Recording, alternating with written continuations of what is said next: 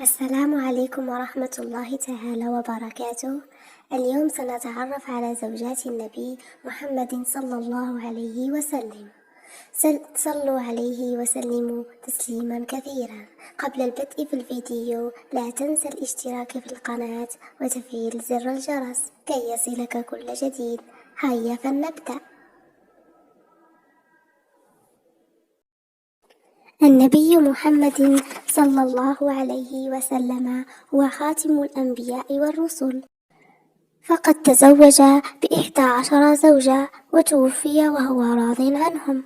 هيا فلنتعرف على أسماء زوجاته، وهن خديجة بنت خويلد رضي الله عنها، سودة بنت زمعة،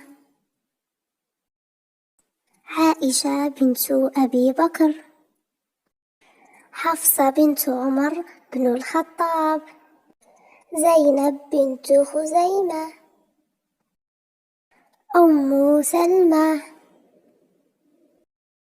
زينب بنت جحش،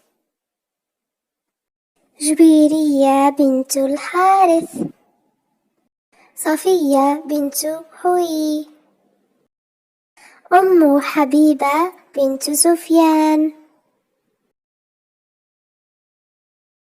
ميمونة بنت الحارث رضي الله عنهن جميعا. هذه فقرتي لليلة اليوم، ألقاكم في فيديو آخر، والسلام عليكم جميعا.